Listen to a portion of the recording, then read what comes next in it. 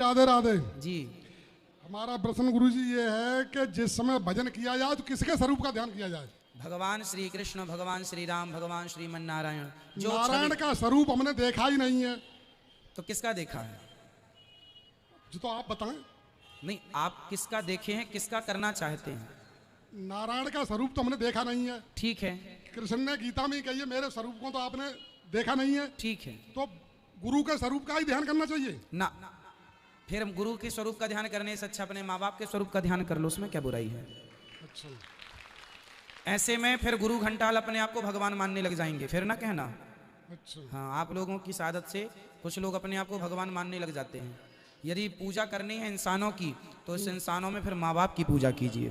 तो गुरु जी गीता में तो उनने 4-5 जगह कही है क्या कि किसी तत्वदर्शी संत को गुरु बनाओ। अरे भगवान उसके स्वरूप का ध्यान धरिए। अरे राम राम राम, तत्वदर्शी कौन होता है ये बताइए? कौन है तत्वदर्शी? फिर आप बताओ। जो ज्ञानी हो। तो ज्ञानी तो आप भी हैं, आपके बच्चे हैं।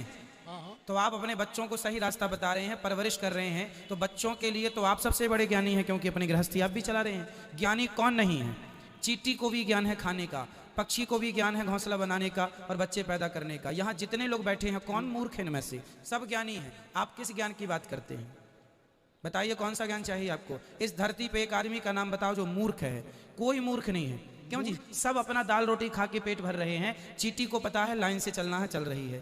कौन मूर्ख है? पेड़ को पता है सीधे जाना, सीधा जा रहा है। कौन पक्षी को पता है कहाँ दाना मिलेगा, वहीं जाता है। फुदक फुदक के नाच के शाम को अपने घर आ जाता है घोंसले में। तो ज्ञान उसको है ना। इतने बड़े जंगल में पक्षी अपना घोंसला नहीं भूलता, मतलब ज्ञान है उसको।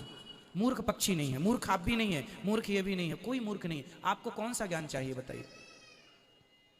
तत्वदर्शी कौन है? तत्वदर्शी भगवान ने गीता में तो कही है। देखो तत्व क्या होता है पहले समझो। कृष्णात् परम किमपि तत्वमहं न जाने। 25 तत्व होते हैं। पृथ्वी जल वायु अग्नि आकाश पंच ज्ञानेंद्रियां कर्मेंद्रियां तन्मात्राएं, सबको मिला के टोटल मन बुद्धि चित्त अहंकार, सबको टोटल करने में 25 तत्व निकलते हैं। तो ये तत्व है। क्या तत्व है? पृथ्वी तत्व है, जल तत्व है, अग्नि तत्व है, वायु तत्व है ना। हमारी जो आंख है देखने का कार्य करती है, कान सुनने का कार्य करते हैं, नासिका सूंघने, चमड़ी स्पर्श और इत्यादि, जिह्वा इत्यादि स्वाद का।